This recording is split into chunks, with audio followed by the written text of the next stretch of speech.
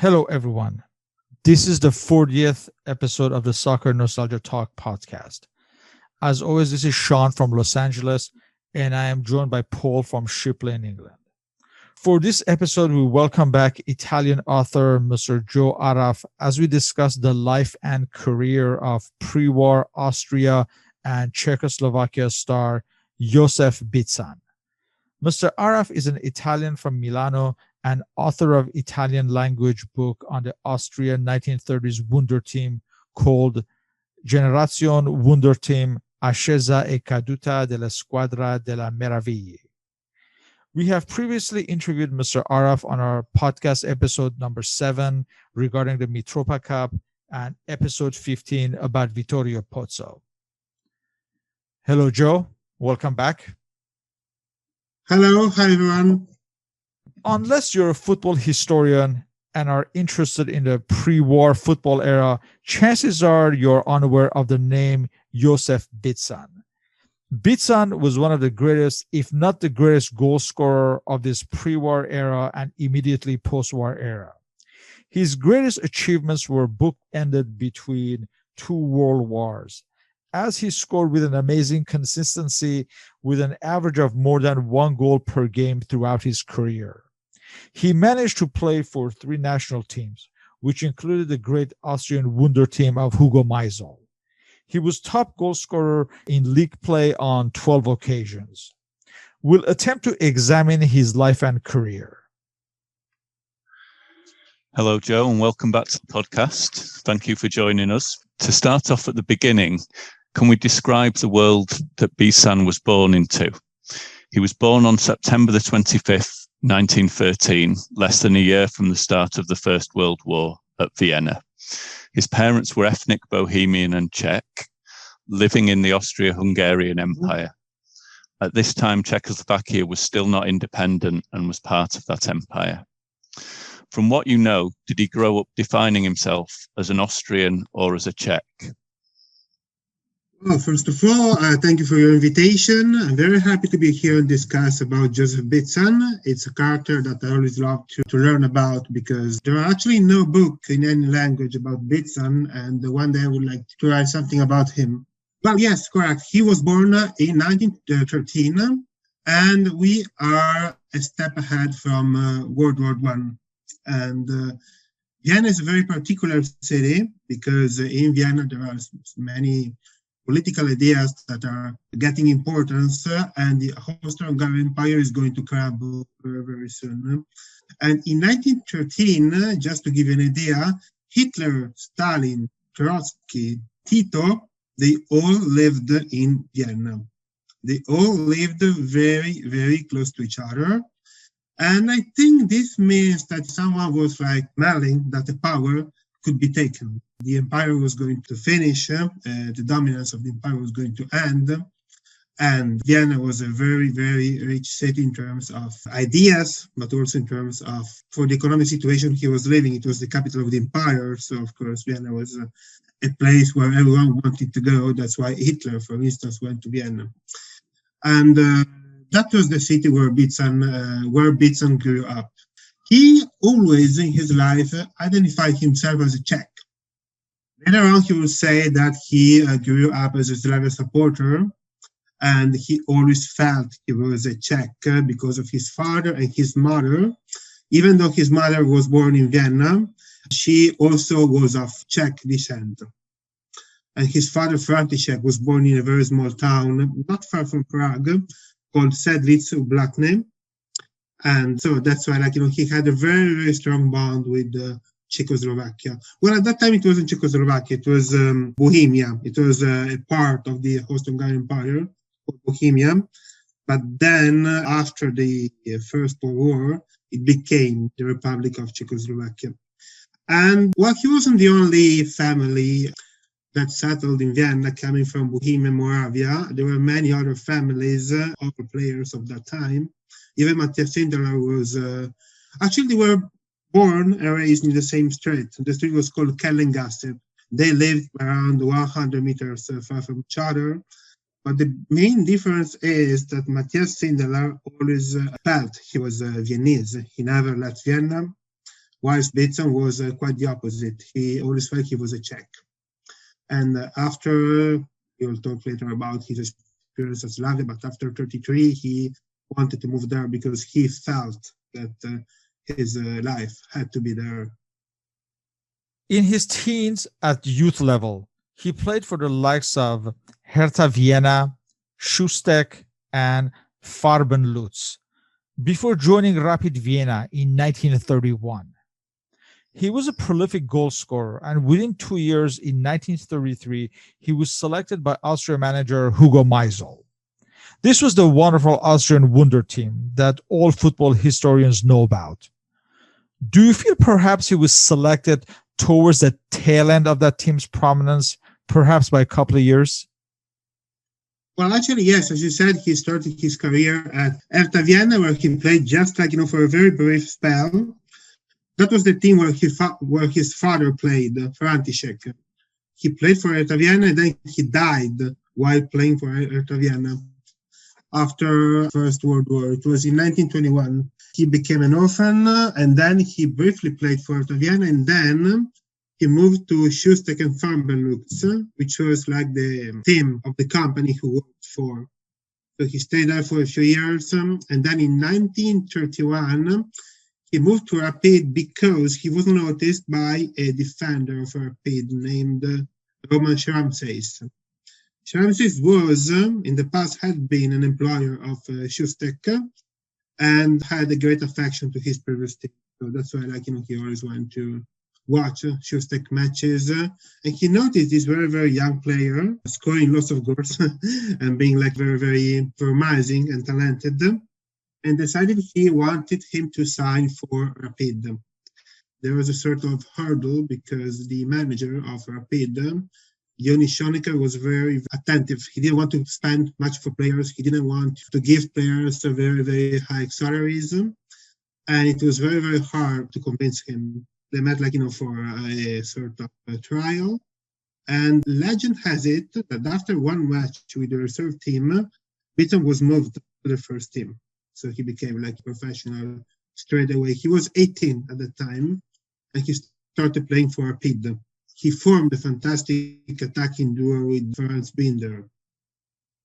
So in that team, the Wonder Team, Matthias Sindelar, who you mentioned earlier, he's generally referenced as the emblematic figure, the main figure in that team. How was Bican viewed in that team, both at the time and his legacy since? Yes, sorry, I had to answer your question because before I just answered it partly. I just talked about Bican in Rapid, and I haven't mentioned about his debut for the national team. Yes, in 34, the Austrian national team wasn't at its prime, perhaps, because Matthias Sindelar was 31, and a few other players were not young anymore. But I believe that Austrian football was still regenerating itself very, very quickly because they also had very young players like Bican himself, Binder. Carl says that the defender wasn't very old. It was a very, very good generation of players that could compete even for the 1938 World Cups.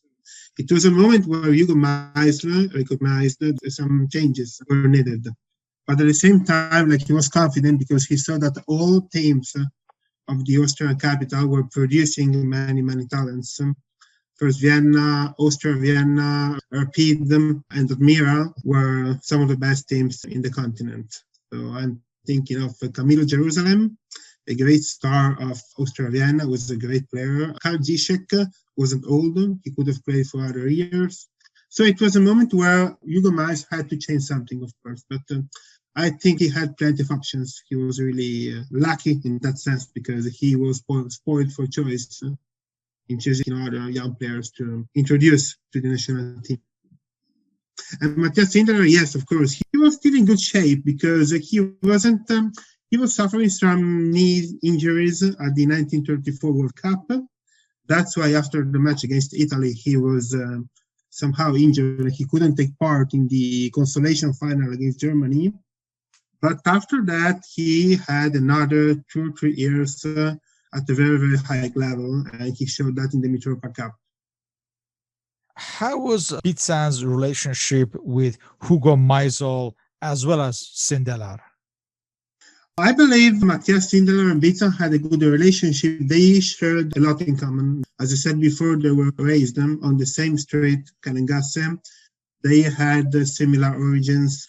And Bican's uncle knew Matthias Sindelar, so they were quite tight in that sense. Probably Bican wasn't very happy to play in the position of inside forward, but Meisel had to do some choices, and he decided to field Matthias Sindelar as a center forward and Bican as an inside forward. He wanted to play with both. First, he thought he would replace Sindelar with Bican in that position, which would later become the position where Bican scored many goals.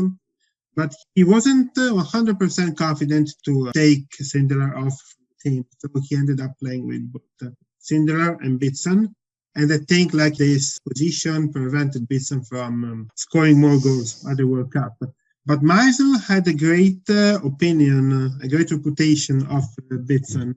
More than once he thought that he would become the main striker of the national team. And he always praised Bican's commitment and his hunger for goals, his speed. Once he told that when the Austrian national team organized some 100 meters run for the fastest footballer, Bican was always winning, and he always won some telegraphic pens that Meisel awarded as prizes, like, for the fastest footballer. So he had a great opinion of Bican, and they had a great relationship until Bican clearly said that he wanted to move to Czechoslovakia. In that moment, something crumbled. The relationship was affected, and for a while, Hugo Meisel suspended Bican, calls up to the national team. Bican played his only World Cup in 1934 in Italy, where the relatively waning Wunder team reached the semi-finals and lost to the hosts Italy 1-0. Can you talk about his sole World Cup experience, the general experience for him? It was a bit bittersweet because he scored one goal against France. Overall, he didn't play badly. He had a good World Cup, but he only scored one goal. And as I said before, I think he hadn't played in the position he wanted to play. He was a center forward.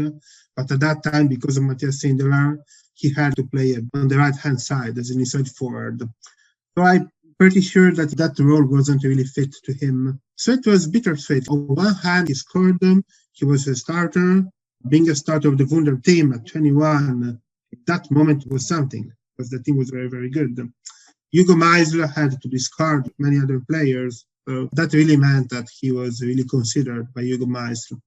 On the other hand, I'm pretty sure that he dreamt of winning that World Cup, because the team was very good, because everyone was saying that Austria would perhaps win, even though everyone was somehow afraid of the Mussolini's influence on the competition, which after manifested in the semi-final. Both Bican and Matthias Sindelar were very confident they could win that cup. They were like the main threat to Italy. And it was a very tight match, even because of the political tensions that were at that time between Italy and Austria. In those years, the relationships were very complicated after the First World War. So it was very hard for Mussolini to accept defeat against Austria. And I'm pretty sure that this played a part in that semi-final and in the refereeing of Eklund. Let's talk about this refereeing. It's well known that to his dying day, Bican felt that the Swedish referee for that match, Ivar Eklund, had been bribed. Many historians as well have questioned Eklund's integrity. What are your thoughts on this? Yes, he pointed this out in an interview. I saw that interview in a documentary. He said that they all knew that the referee had been bribed. And Hugo Meisel said the same thing to the players. It's very hard for me to tell you if that was the truth. Of course, I wasn't there. I was born many years after, so I wasn't there. But I read many chronicles on that match. And what Italian newspapers and Austrian newspapers said really differed because of they had very different stance on what happened. The sensation was that Mussolini did everything he could to favor the Italian victory. One very strange occurrence was that Eklund also refereed the final against Czechoslovakia. This is a unique case in history of a referee managing both the semi-final and the final in a World Cup edition. And also in that edition, out of 22 referees and linesmen, more than half were Italian. That was another issue that was discussed, that the Italian representation regarding referees and linesmen was very, very, very high. My thought is that it would have been a very, very interesting competition if played on a neutral soil, because Italy, Austria, Czechoslovakia too. Czechoslovakia was very, very good. They would have equal chances of winning it. But of course, it was played in Italy. During May, when he organized the World Cup in 1930, he decided to host it in Uruguay, because Uruguay was a sort of oasis of democracy at that time. And he was afraid that in 1934, if a World Cup was played in Europe, it would have been affected by a regime. But at the same time, Italy was a very good country to host it, because it hosted the competition in 8 different cities. And Italy, in those years, built many important stadiums, high-capacity stadiums, able to host 20,000, 30,000, up to 80,000 people. So it was very, very different compared to Uruguay, which, in other words, was Montevideo. So I think it was like an economic reason why they ended up choosing Italy. But at the same time, of course, playing Italy in Italy at that time wasn't easy for anyone. The following year, 1935, Bican left Rapid and joined Admira. He stayed there for 2 years, but his goal-scoring record in those 2 years fell short of his form at Rapid. But why do you think Rapid let him go to Admira in the first place? I believe the only reason possible hadn't to do with his scoring form, because in 1934 he was the Austrian top scorer. He scored 29 goals, so he was in very good shape. But the reason was that in 1933, Rapid played a friendly match against Slavia. The reason was that Slavia Prague wanted to sign Binder, but in that very match, Bican scored 5 goals.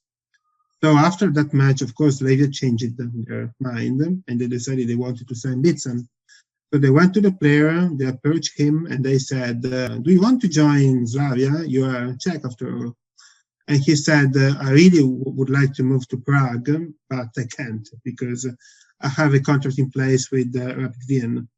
But since that moment, he tried to move to Prague. He was very flattered by this proposal. He was very willing to join Slavia. His team, he was a supporter of Slavia, so he wanted to join Slavia. So he tried as much as he could to leave Vienna, which wasn't very easy, because he was very popular first, but also because at that time it was very easy for a player to change country. So he quarreled with Rapid Vienna.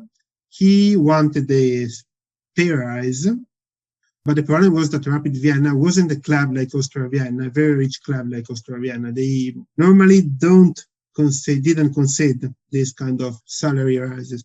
So they had some problems, and in the end, Bican could move, but only for Admira, because he couldn't change federation, so he remained in Austria, and he joined Admira. But in his mind, he still wanted to move to Slavia.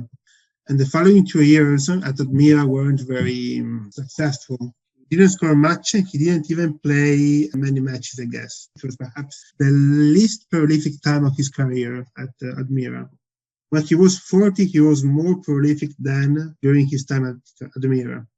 So he played 2 years in 35 and 36 without totaling many goals. And after that, his dream came true. Amazingly, in these 2 years as a professional, and I guess until his last years as a professional, it was at Admira that he scored an average of less than 1 goal a game. And like you kind of touched up on it, why was it just not as productive? Did he not gel with the team? Or like you said, maybe he wasn't happy to be there, or maybe there's more? I'm pretty sure he really wanted to move to Slavia. That's the only explanation I can give you. Sometimes it was hard to play for a team because all Austrian teams were very, very strong. At Rapid, he had to compete for the center forward position with Binder, and he might have had the same problem at Admira with Anton Schall, another historic striker of Admira. But at the same time, I'm pretty sure that his dream was to move to Slavia. He really felt he was Czech. He wanted to move there. He just couldn't at the time, but he promised Slavia managers that he will as soon as he had the chance. So I'm pretty sure that he did everything he could to move there. And his uncle, Cinderell's friend that I mentioned before, was a sort of agent for him. And they both tried to facilitate his move to Slavia, but they still had the same problem they had at Rapid. The contract in place, and Hugo Meis didn't want Bican to move to Slavia because Hugo Meis wasn't just the Austrian national team coach, he was also the manager of the federation, and of course couldn't allow Bican to go there. And in the end, after playing a very important sum of around 150,000 crowns, Admira said, yes, you can go, because that sum of money was very, very high. And the salary that Slavia was willing to pay Bican was unaffordable for Admira. It included one villa and many other benefits. And so in the end, it was a win-win deal. So when he finally got the move to Slavia, and it was there that his goal-scoring form was magnificent, really. He averaged nearly 2 goals a game from 1937 to 1948, including the years of the Second World War and the transition of Czechoslovakia into a communist state. In total, he scored 403 goals in 211 matches. Can you talk about this period? It was obviously difficult for all concerned on and off the field. Yes, I would say he started having troubles as soon as he arrived in Prague. He officially arrived in Prague to play for Slavia on 15 April 1937. He later remembered what happened because he joined the customs. He was stopped by an officer who told him, oh, finally you are here. Finally you are joining us. Finally you're coming to Slavia. We were waiting for you. So that's why, everything started. He joined Slavia. He had some months where he couldn't really play because in the meantime, he was still trying to resolve the issues with the contract at Admira. So in the first months, he couldn't play. And at the same time, his contract was a mystery to everyone because he was offered on Villa a very, very, very high salary package. But the problem was that his teammates were completely unaware of that, which was something very, very strange because at that time, every player knew how much his teammates were earning. In the case of Bican, there was some mystery. Everyone knew he was getting a lot of money, of course, but no one knew exactly what kind of pluses and perks he was receiving from his club. So perhaps his teammates were a bit envious, or perhaps they just thought that there wasn't enough transparency about his contract. So it was very hard for him to start playing for Slavia on a regular basis. After a few months, he started, and since then, he didn't stop scoring, of course. Yes, one of the first moments of his time at Slavia was when the World Cup was played in 1938. That was an edition of the World Cup. He couldn't actually play because of some issues he had with his passport. It was during this period that he also played for his second international team after agreeing to play for the Czechoslovakian national team starting in 1938. His last cap for Czechoslovakia was in 1949 after the war. Is it safe to assume that after the Anschluss, he may have severed ties with Austria? Also, can you describe his period with the Czechoslovakian national team? Yes, actually, the problem he had was he only played friendly matches. He scored goals. So once he scored 3 goals, once he scored 4 goals. So he was very prolific with the Czechoslovakian national team, as much as he was with the Austrian national team. The problem was he didn't have a chance to play official matches, even because in 1939 there was the Nazi invasion of Czechoslovakia. So the country became the protectorate of Bohemia and Moravia. So he had to stop, and he could restart playing for the Czechoslovakian national team after World War II.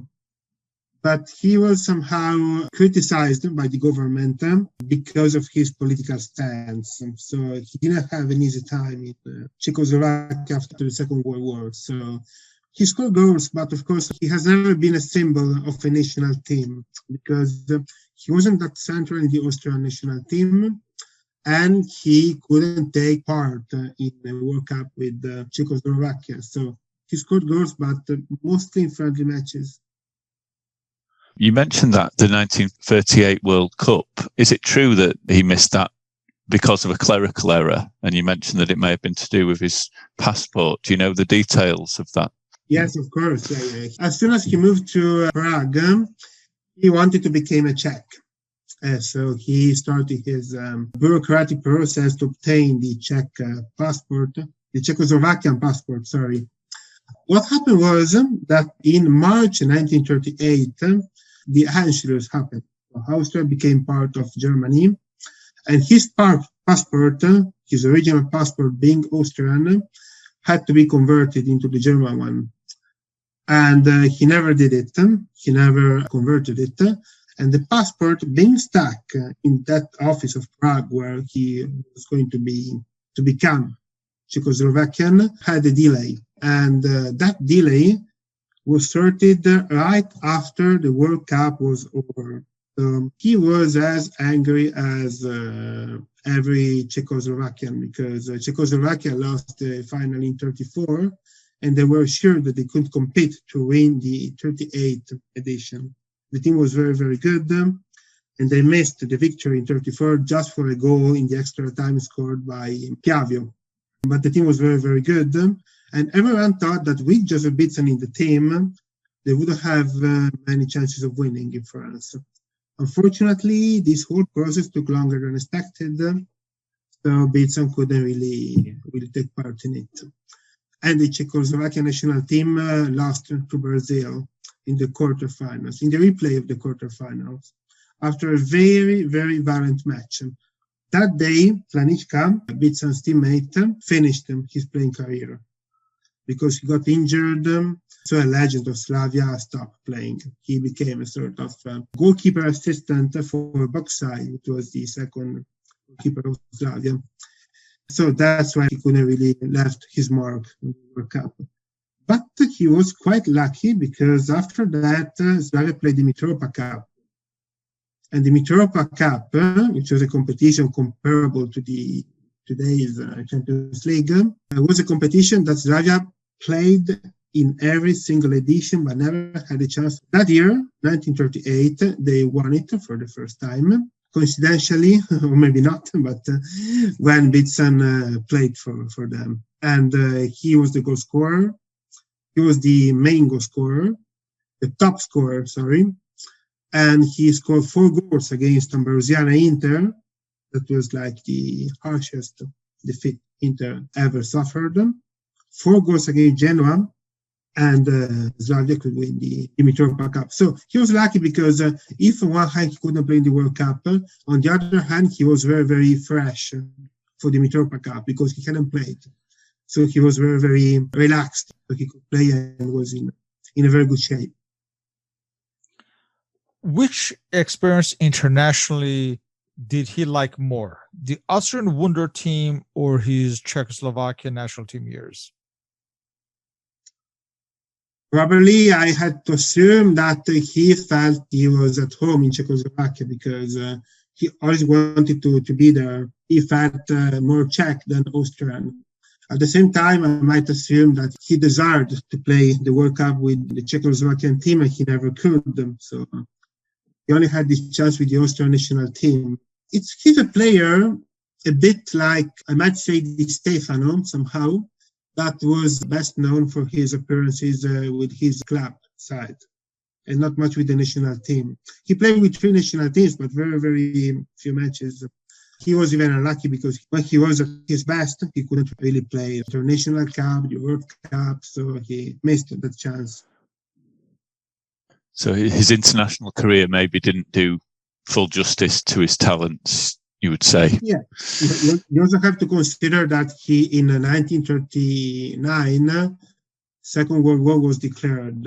He was 26. Football better than me, that the player when he is 26 is at his prime. So he had 6 years from 39 to 35 that he really could have done very, very well. And he couldn't because of the war. He scored many goals in those years, of course, but he couldn't play at the international level. In 1942, when Germany was organizing the World Cup, they wanted Bican playing for them. And that would have been perhaps the occasion for him to be a protagonist on the world stage.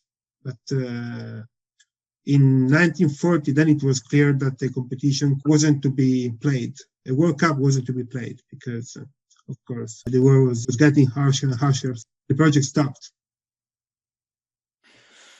This kind of touches up on what you said about the 1942 World Cup.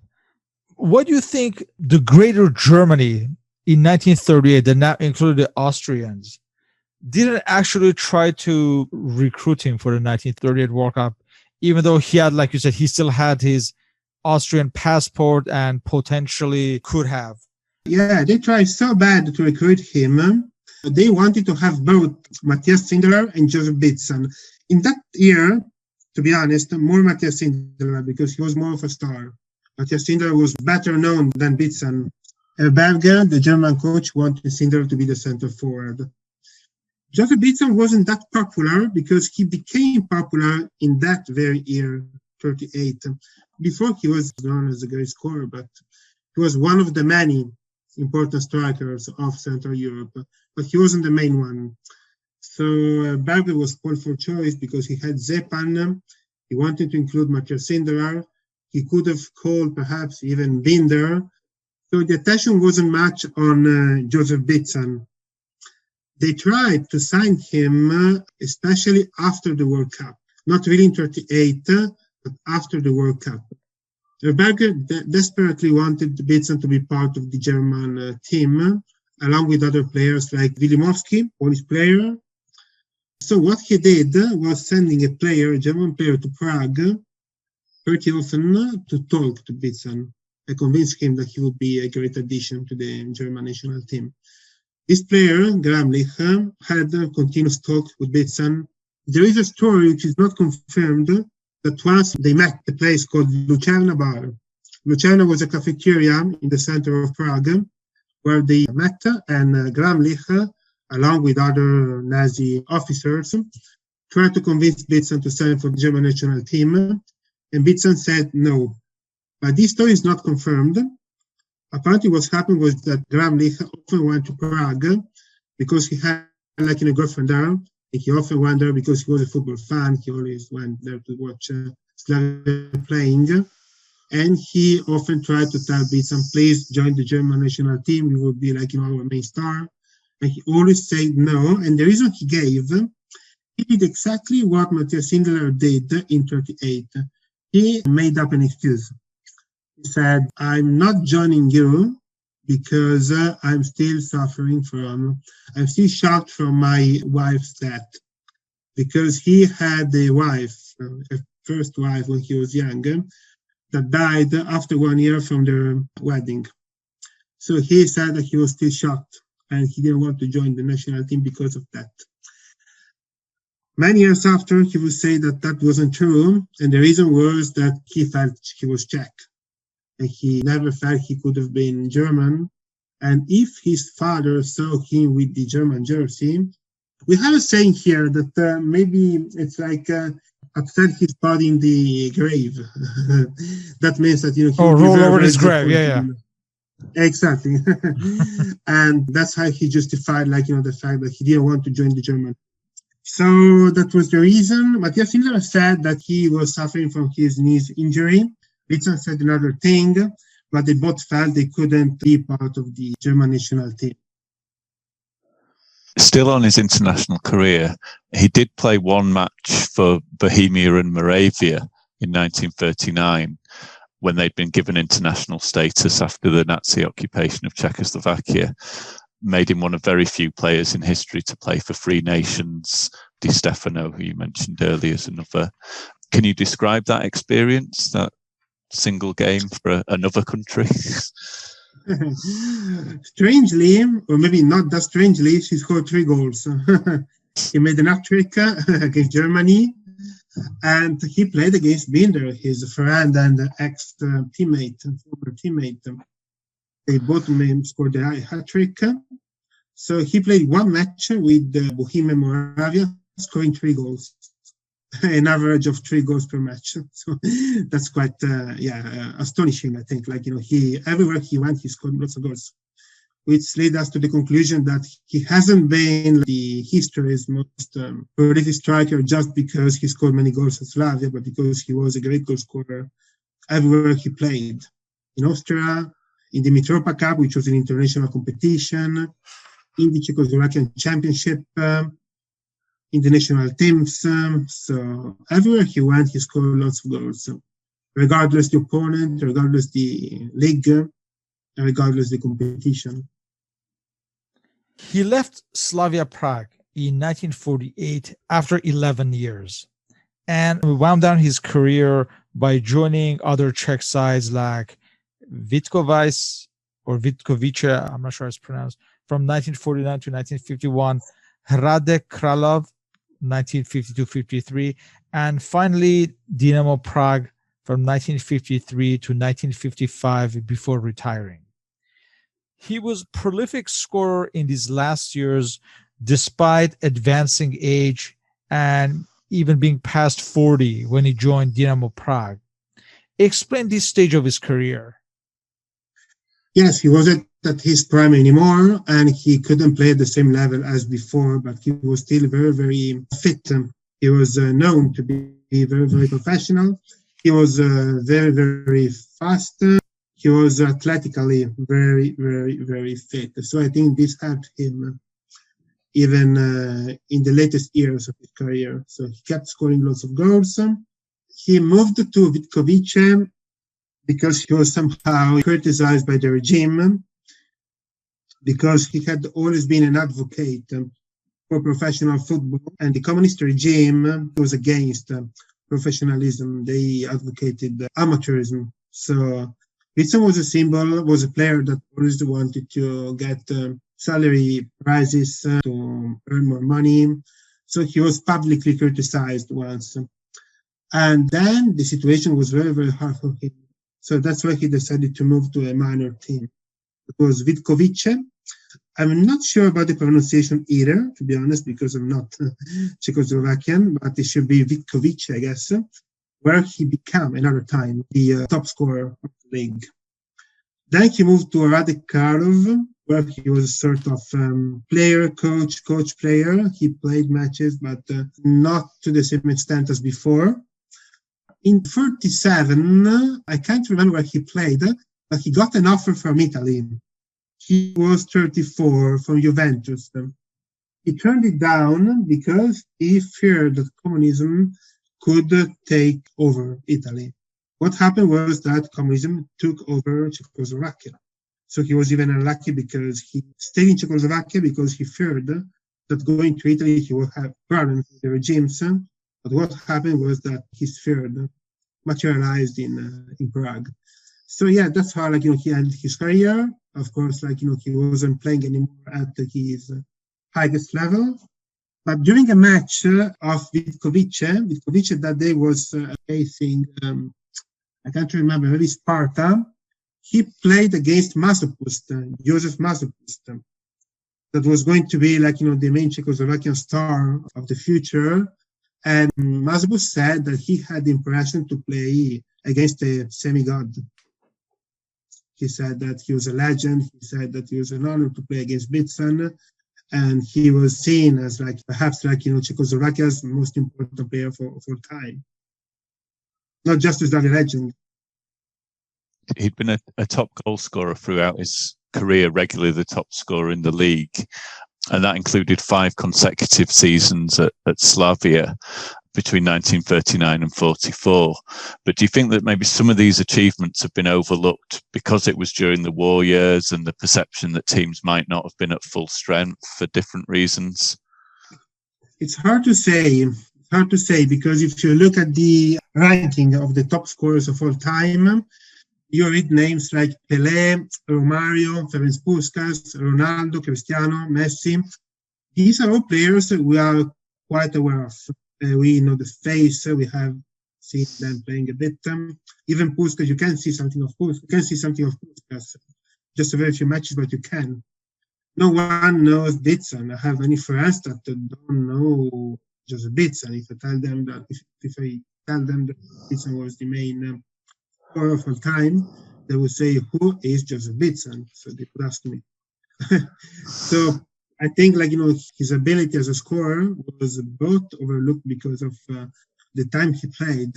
We had images of the time, and maybe yes, also because he scored many goals during the war. The championships that teams play during the war are somehow different from the normal ones because many players are conscripted, many players go to the front. There is not the same media coverage, of course. So it's a good perspective, yours. I think it's correct what you're saying.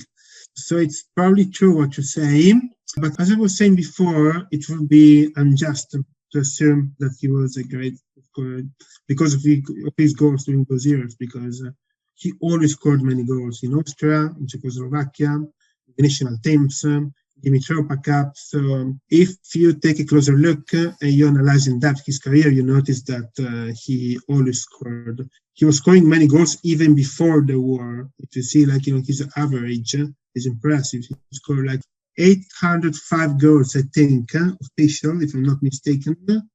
But I might be wrong, but around 800 goals in a bit more than 500 matches. Now, if you compare this average against that of Ronaldo, Messi, or any other player, you notice that there is a huge difference. He might be surpassed. He might be overtaken, of course, in the future, but I think no one will ever reach this average. It's partly explained by the fact that he played in the Czechoslovakian league, which was actually like a competition contested by two teams, Slavia and Sparta. The other teams were inferior, of course. They weren't as good as Slavia and Sparta.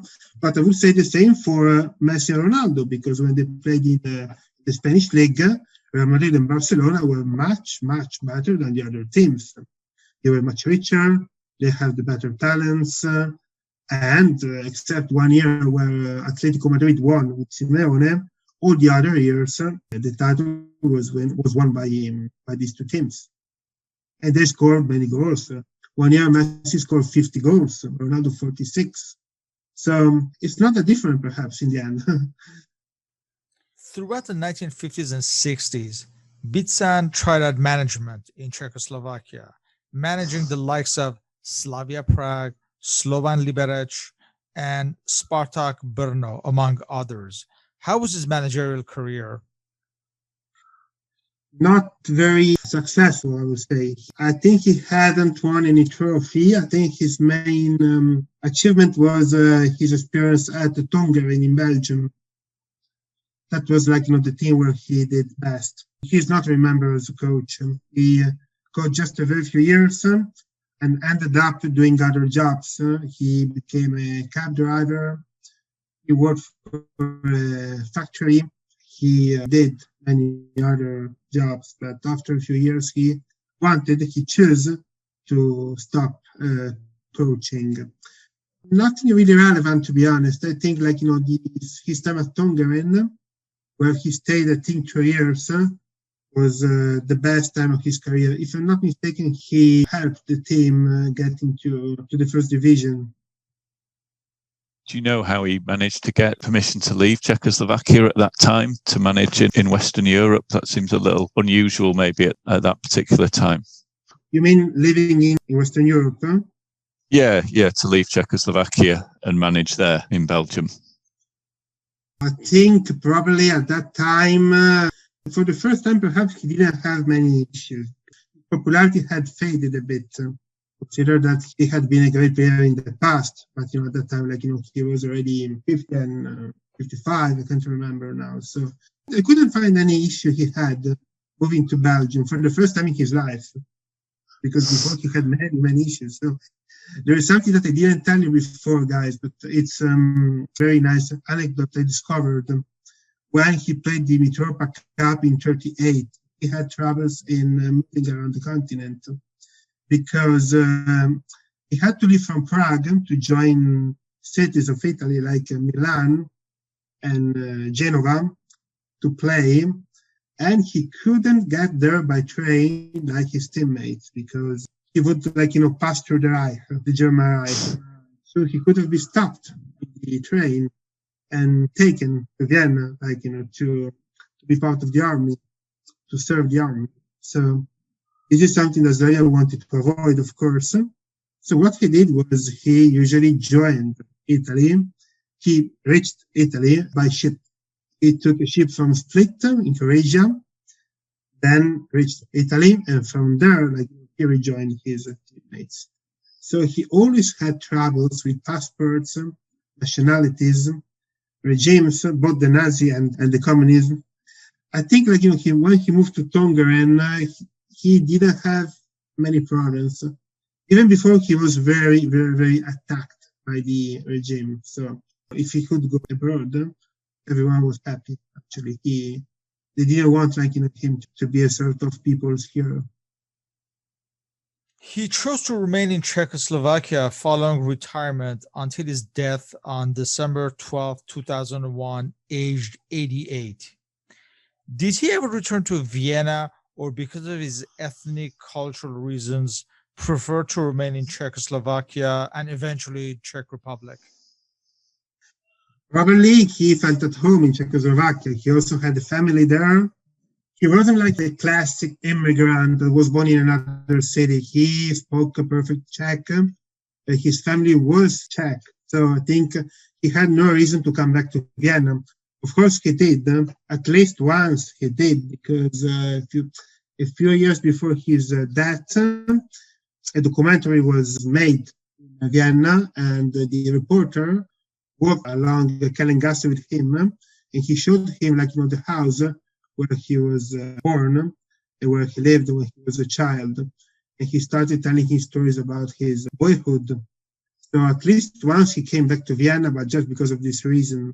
I think he never felt why he should be back to Vienna.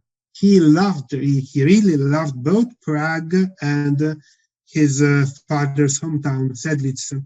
He often recalled that when he was a child, he went there to fish with his grandfather, and he really, really, really loved being there. So I think there was actually no reason for him to really come back. Overall, how would you compare him to other contemporary goal scorers like the Italians Giuseppe Meazza and Silvio Piola, or the Hungarian Szengela? It's a very good question. These were all great players for different reasons, I think. Meazza was known for being very, very talented, very, very fast. He scored many goals, but not as many as Bican. I think that depends on the fact that Meazza played in Italy, and Italian football was more defensive than Czechoslovakian. So he scored many goals. He is still today Inter's main goal scorer. I think he scored 284 goals, which are many, of course, but nothing compared to Bican, of course, because Bican scored 800, 900, so there is a huge difference. Usually when people talk about European football of the 30s, the most recurring names are Meazza, Sindelar, and Sarkozy, and Georgi Sarkozy. And Bican perhaps one step behind. I'm not sure why, to be honest. I think Bican can be in the same group of these players. The only reason I can come up with is that perhaps he wasn't a symbol of any national team. If you think of Meazza, you recall Meazza wearing the Italian jersey and winning 2 World Cups. If you think of Georgi Sarkozy, he was also a symbol of Hungary, of both Ferencváros and Hungary. He was the captain of Hungary when they played the 1938 final against Italy in France. And of course, Matthias Simler was the symbol of the Wunderteam.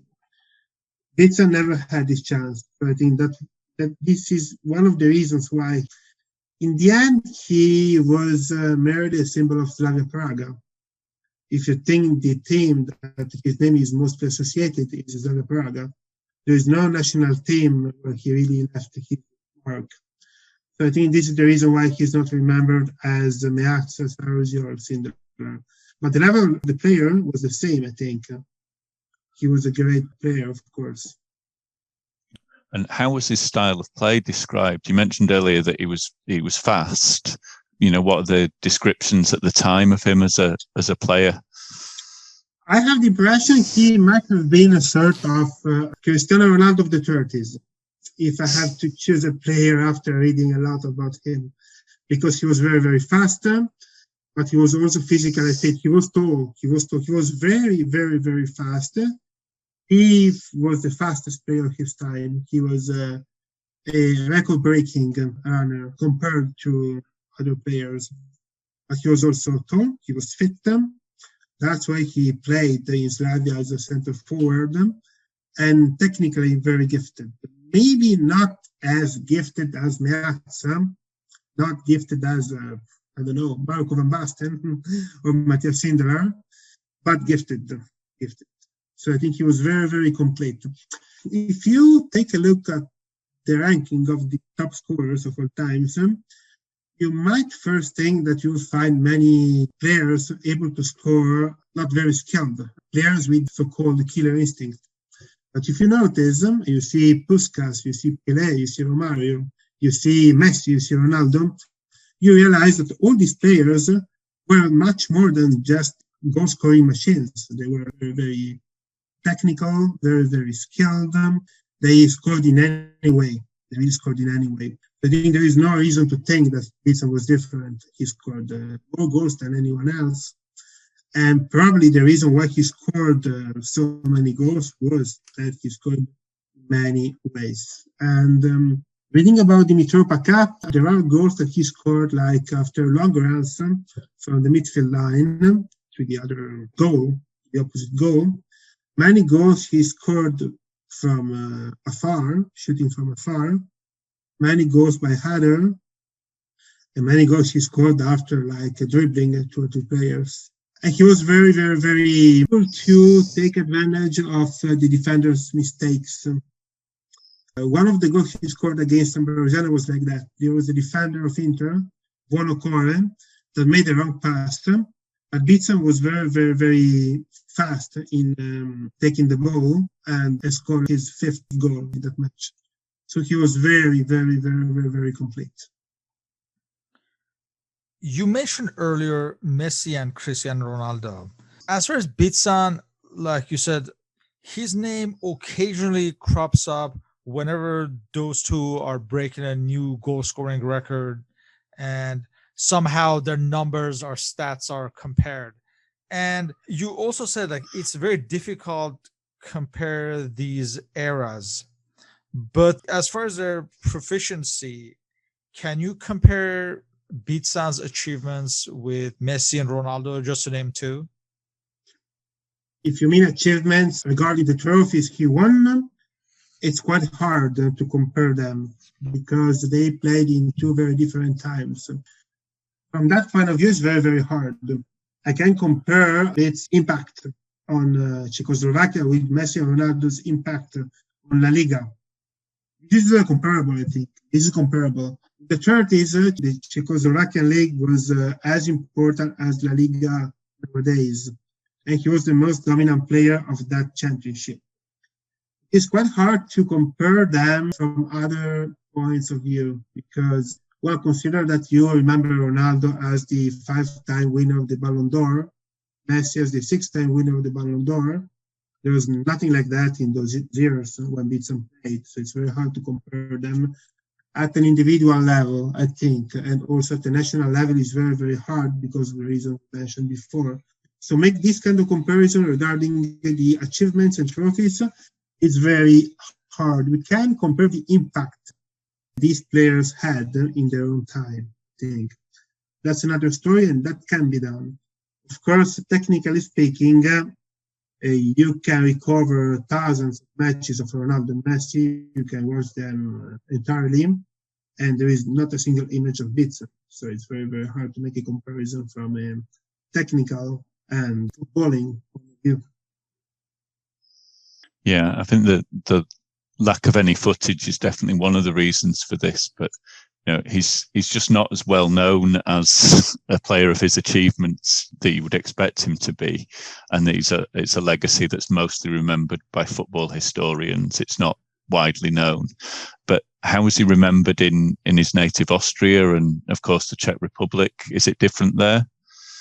Is he better known? Probably not many people pay attention to history. People really focus on contemporary football. So perhaps most Czech and most Austrian know him for being the history's main scorer. So I think when you think of Bican, you always think like, he was the greatest scorer of his time. Maybe Slavia fans know a bit more because, of course, he played for them many years.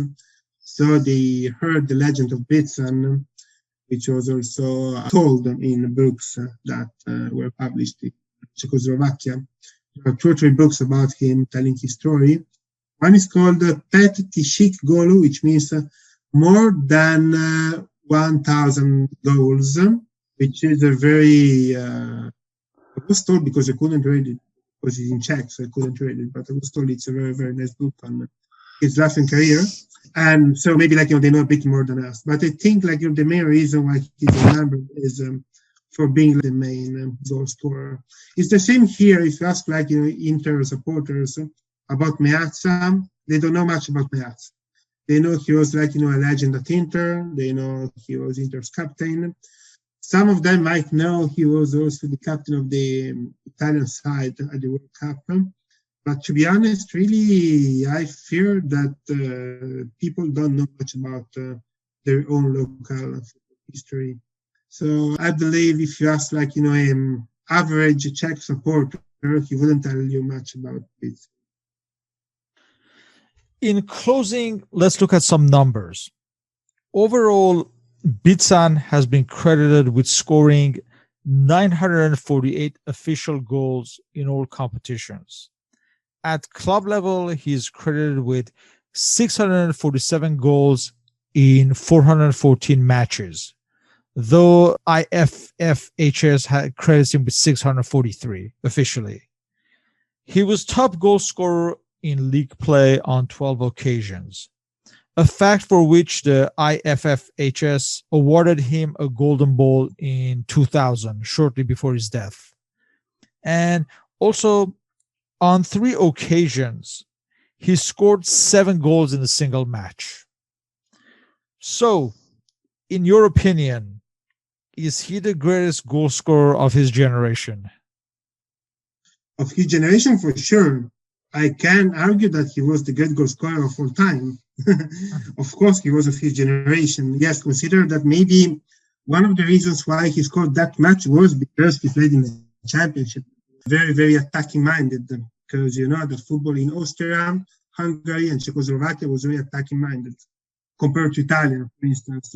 It was very strong, the Scottish influence there. So this favored perhaps his goals. But if you talk about goals, he was definitely the best goal scorer of his time. Another one might be György Sárosi, who scored less goals, but scored more goals at the international level, the Mitropa, and in the World Cup. He always scored goals in the World Cup, in every single match he played, and he scored around, I think, 50 goals in all the editions of the Mitropa Cup. So someone says, and I agree, that you don't have to just count goals. You have to weight goals, because some goals, of course, are more important than others. But it's very hard, to evaluate this weight, because think of a championship that the team win 1 point ahead of another.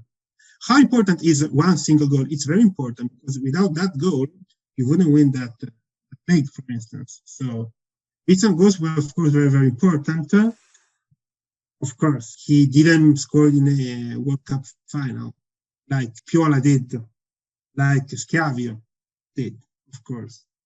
But he scored many, many goals in other occasions. And I think every time someone tells me that he scored many, many goals during the war years in Czechoslovakia, I always reply that he also scored 10 goals in the Mitropa Cup against the main European sides. And that was the only time Yugoslavia won that sort of Champions League. There is no way to believe that he scored both important goals and non-important goals, of course, like every other player. When you score 800 goals, 900 goals, that means that part of your goals are very important. Part of your goals are less important because you might even score, I don't know, the 3-0, the 4-0, the 5-0, of course. But no other player scored as much. With that, we want to thank you again for this very good conversation about a player whose achievements are perhaps not as celebrated as they should be. But thanks to football historians like yourself, we're learning more about them as we have these discussions.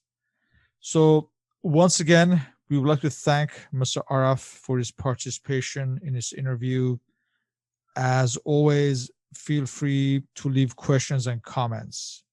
For any questions and comments, you may contact me on my blog and Facebook under Soccer Nostalgia. On Twitter, I'm at SP1873. Mr. Paul Whittle can be contacted on his blog, The 1888 Letter, and also on Twitter, he's at 1888 Letter. You may also follow the podcast on Spotify under Soccer Nostalgia Talk Podcast. Mr. Araf's contact info is also available. It's the link to the Facebook page for his book on Generazione Wunderteam. So, and all this information is listed on the blog and Spotify posting. So, Joe, thank you once again, and we look forward to yet another historical conversation on football with you in the future. Thank you, Sean, and thank you, Paul. Thank you, Joe. It's very interesting.